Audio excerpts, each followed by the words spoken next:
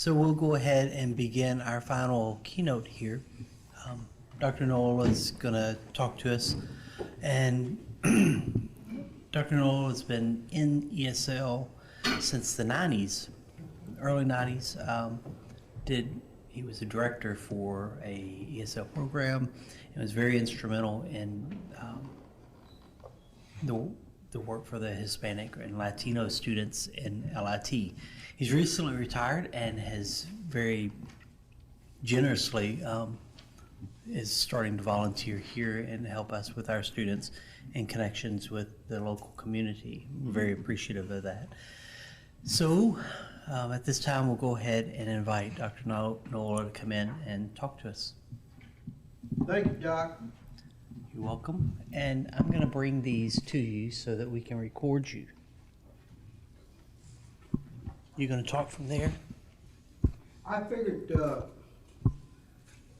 yeah, you guys can hear me, right? I don't want to hold that mic, This is but going to be recording you. They're recording? Okay, I just basically want to have, because we're such a small group tonight, guys, and that's a good thing, because when 3 or more are gathered, right, we can expect private as well as public victories. And that's what I see is in terms of a vision, Kevin, is when we farm up many times, we can just expect good things, especially when we have the kind of talent that we have here tonight. I'll tell you a little bit about myself. In the study of the behavioral sciences, I've got about 45 years experience in the behavioral sciences, which means I have worked in corrections, law enforcement, criminal investigations, probation, parole, as well as mental health. And then I got into secondary schools in '94, and about 20 years ago I came over to Lamar Institute of Technology with soft money to see if we could increase the enrollment of Hispanics, and we were able to do that in less than 6 months by 64%. So I'm proud to say that every Latino over at LIT probably has my last name tattooed on their forehead. But be that as it may, anytime we farm up, fellas, guys, ladies, and gentlemen, we can expect a challenge. We can expect barriers. And I know that Doc is starting a new program here in April. And I've already shared information. We've had courageous conversations about the barriers and the challenges. But I'll tell you what, I'm quite impressed with what the young doctor brings to the table in terms of the thinkology and the ideas, and especially the enthusiasm and the motivation that Dr. Monzo has brought to this forum. And that's kind of what I want to do in the next 20, 30 minutes, is to maybe entertain you, maybe share some information with you, but most of all, give you a vision on how we can be successful in a win-win situation, and how we can begin to work with both international students as well as domestic students that happen to speak English as their second language. So that's kind of what I want to do. We can expect this kind of farming, this kind of storming, and many times this normalization that seems to take over amongst us as team players. And it only happens when we build relationships with one another and we become a very effective team. And I look around at the room here and I see team players that will eventually, in spite of where we're from, the accents that we have. I have a Southeast Texas accent, by the way. My parents were born in Mexico, Monterrey, Nuevo León, and Zaragoza, Coahuila. But there were 12 of us born on the west side in Port Arthur in the 50s and 60s. So I do know something about African American civil rights and the separation of those two entities as our United States began to assimilate, i.e. African Americans, Hispanics with Caucasians. That's another story in my life, so we won't go there. But when we build these relationships, it's wonderful to see us start performing. Only after we form and we go through the storm and we build the relationships and then we begin to perform. And finally, you know, we celebrate our public and private victories by adjourning and having a nice meal like we're having tonight, getting acquainted with one another, and building those relationships. Also very important, Covey says putting first things first with the end in mind. And the end in mind are those domestic and international students that we're going to be serving. Does that sound like something you would be interested in? To build a relationship, to go through the storm, to develop this kind of normalization, this unity in the city of Beaumont, to reach out into the community, bring more students into Lamar University, and provide a service such as to retain them and to see them graduate. You know, it's not about self-promotion in this business. And many times, Joe, and you've been around long enough, and I don't have to tell you this, it's more about self-sacrifice. I know Joe personally, and I know he has taken students into his home from other countries like Vietnam, and they have literally lived in Joe's home. And it's only until we begin to live with them, work with them, play with them, and fight with them that we really realize and we learn who they are. I wrote an abstract regarding a study that I did a while back. I think it was in 2004.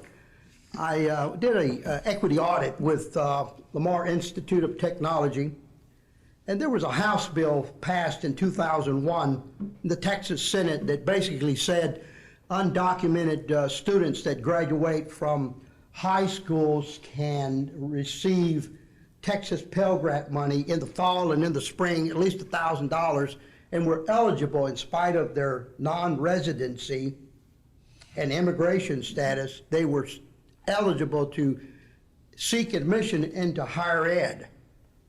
And it was quite shocking,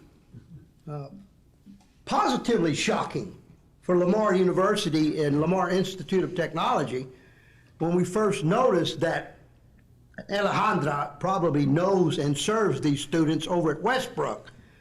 Dr. Rincon, Alejandra Rincon, who's a Colombian national that worked with me in the beginning to fight and become an advocate for undocumented students here in the local area, said that they were, and the research tells us that they're almost and nearly and sometimes more than 65,000 undocumented immigrants that graduate from high schools in the United States every year. They're being produced and they're graduating. What do we do with them? Well, I'm proud to say, being a Texan from Southeast Texas, that Texas was the first state in the United States to pass Texas Senate House Bill 1403. I met a congressman in Houston by the name of Nick Noriega. We became friends and we fought for that bill in Austin. And in 2001, June 21st, it was passed, Texas Senate House Bill 1403, that allows undocumented immigrants that graduate from a high school, that have lived in Texas at least 3 years, that have the ability to fill out an application for admission as long as they sign an affidavit that basically says when the federal laws and opportunities arise for them to become residents, then they'll seek that process and will not remain undocumented. That's what the equity audit was about. I recruited them into Lamar Institute of Technology, and talking about this, the storm that I started talking about in the beginning. Boy, did we have storms when students started showing up that didn't have a social security number and were limited in their English proficiency that happened to graduate from Westbrook. What do we do with them now? Folks, I'm here to tell you, it's not a red thing, and it's not a blue thing. It's a human thing. It's a human thing. I got my car keyed in 2006 out here in the parking lot. I received hate mail, gave it to Lamar University, Chief Fontenot, about the stand that I took, even though there was a law that said we had every right to bring them in. I was the LEP coordinator on the campus that went out and recruited them and brought them in. And that's how we were able to increase enrollment in less than 6 months by 64%. That's the kind of storm that I'm talking about. And many times, and I'll touch on this in just a minute as we move forward, you guys have those same kinds of stories. If you've been in the teaching business and you've been in a classroom and you've been able to connect and listen to the stories of how many of these students have come into the United States. These traditional students are defined as those aged 21 or younger. That's Alejandra's high school students over at Westbrook. Those are most likely to have followed an unbroken linear path through the education system, and you'll find those undocumented immigrants there by no choice of their own because their parents came over to the United States, and naturally they brought their children, and naturally they have to put them into the secondary education system. And then we have these non-traditional students that are defined as those at 28 and older. And I'm a veteran from the United States Coast Guard. In 1990, I got a phone call from a seaman and said, "Greetings from the United States Coast Guard and President Bush. You're hereby ordered to pack a full sea bag and mobilize to New Orleans MSO." I ended up on a 32 cutter in Kuwait, but don't be misleaded. The only battle I was in was over a box lunch. So that's where you find many of your non-traditional students as well, are these veterans that are in our classroom that don't bring so much to the classroom as veterans and that have served our country. And many other adults that need to make a linear move and find another career usually end up at LIT seeking another career as a welder, AC and heating, and so forth.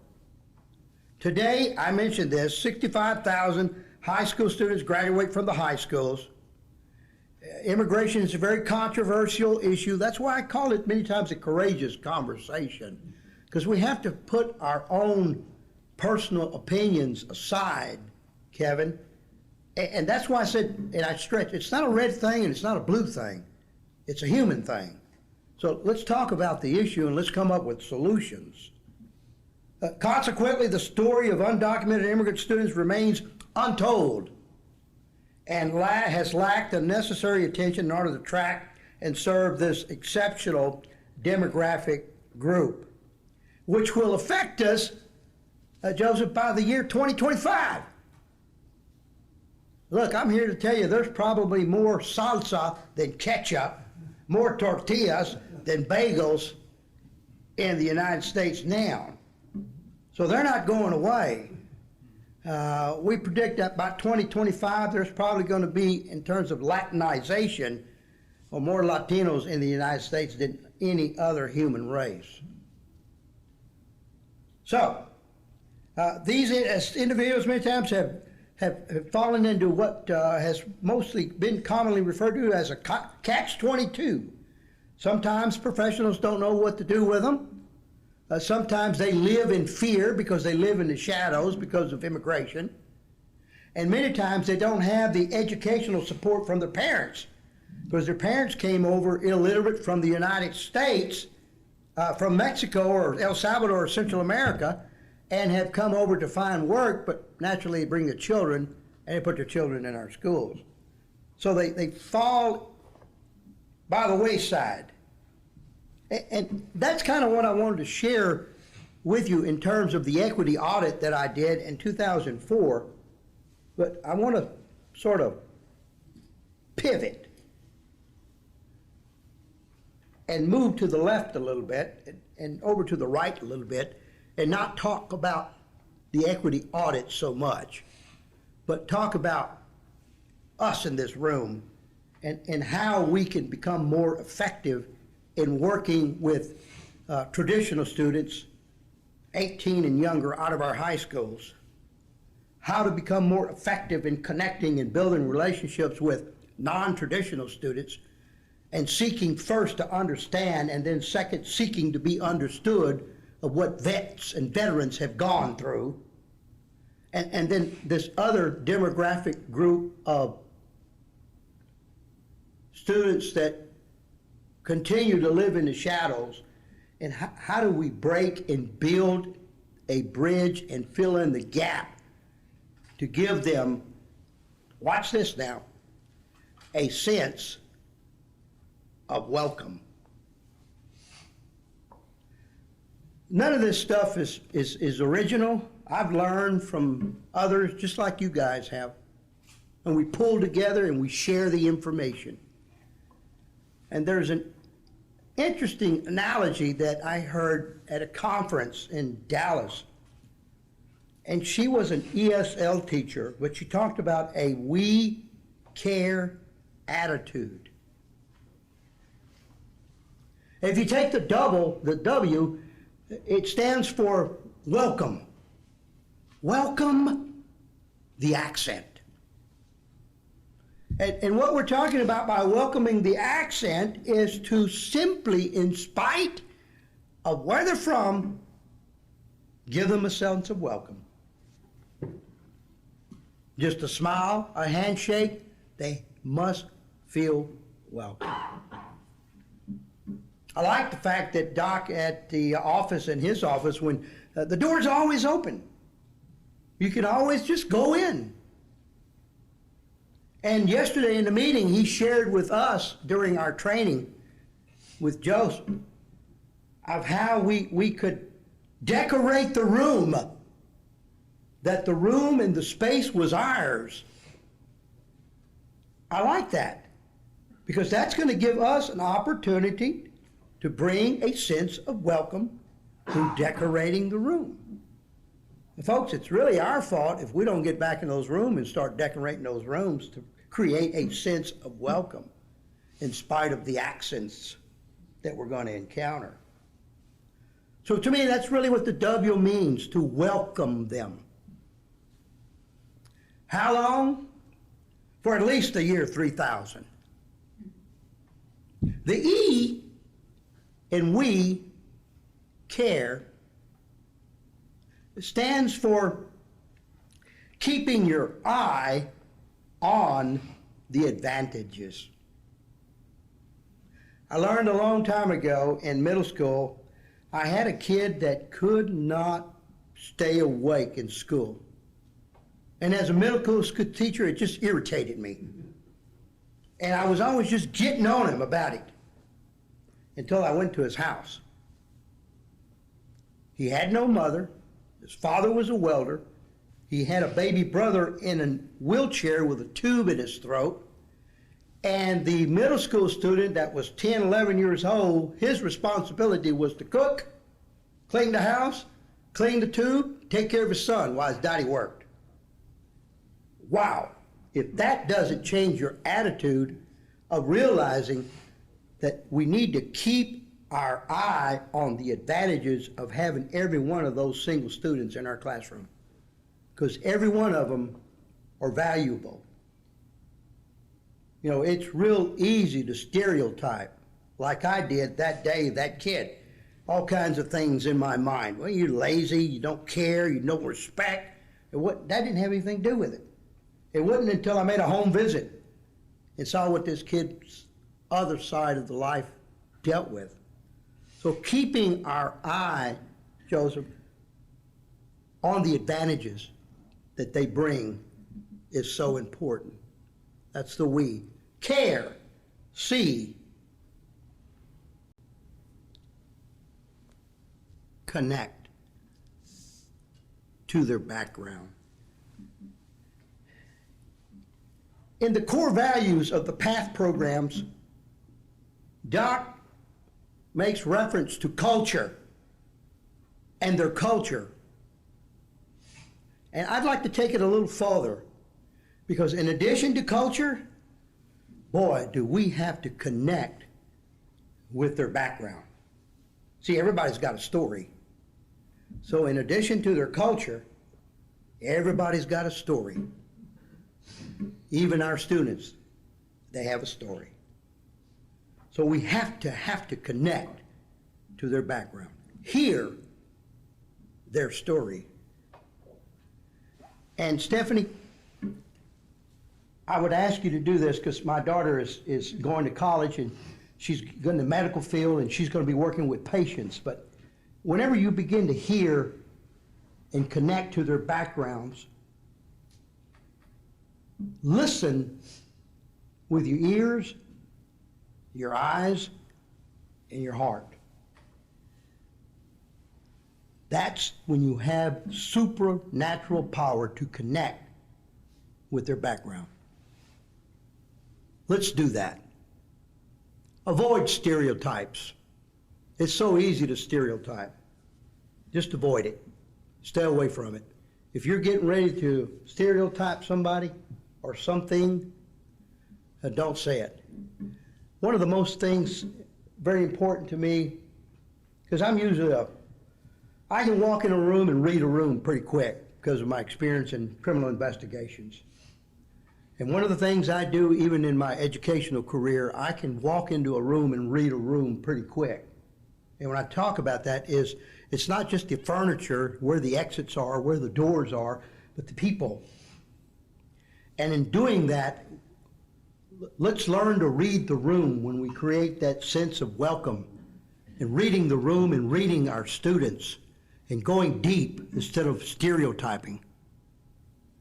This is very, very, very important, and Doc brings it out in his core values, this pathway program that talks about respecting their culture, right? So that means it's our business to learn more about their culture. It's not up to them, it's on us. If we don't know anything, and Doc's been to Bolivia, I don't know anything about Bolivian culture. Been to Colombia, been to all of Central America, been to all of Mexico. I know about Mexican culture, been there. But if we have a student that's from the Middle East, right? Or Vietnam, or for the Middle East, then we have to learn about their culture, and we have to respect their culture. And I'll tell you, one of the quickest ways that I've found out how to learn about their culture is to begin to live with them, play with them, work with them, and fight with them. When I go to Costa Rica, I don't hang out with the tourists, and I don't go to the tourist traps. I hang out with the natives, because you can get a snapper like this in Tamarindo, Costa Rica for $27, but you can get the same red snapper down the road in a little old hole in the wall from an old guy that's catching them just like the one from the hotel and frying them up for you for $6, $7. I hang out with the natives, hang out with them, spend time with them, not only in the classroom. Take a break, drink a coffee with them, sit down with them, and listen, and they'll tell you about their culture. And last but not least, according to this we care attitude, is this kind and this sense of expectations.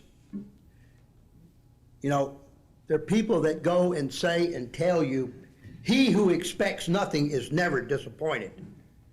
Well, I'm not afraid of being disappointed. I've been disappointed a lot. But I get back up. And we all need to get back up when we are disappointed in life and in our students. We just need to get back up. That's why we need one another, Joe. It's because we need to support one another. So in it all, when we welcome, when we keep our eye on the advantages, when we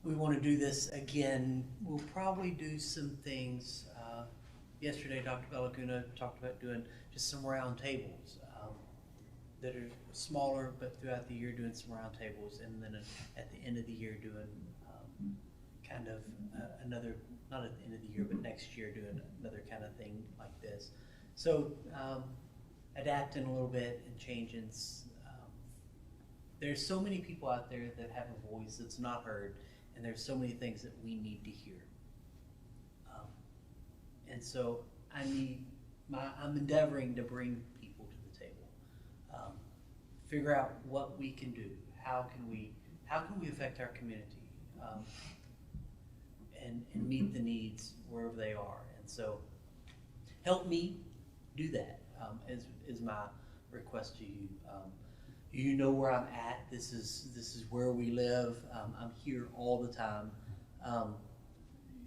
You have my phone number. I'm kind of by myself. Amal is my assistant, and right now it's just him and I, and we are doing things. Have several people who are volunteering. Alexandra has been a big help over the last several months. Tom and Brian are coming in to teach. Kevin is also coming in to teach. Dr. Joe is also coming in to teach. But those of you the others of you that are here, if you need something, if I can help in some way, please reach out. Let me help. Tell me what you need. So, thank you all. You can go away. You enjoy the rest of your weekend. I'm sure you hate this room by now. No, just joking. But thank you all so much, and it means a great deal to me that you've come.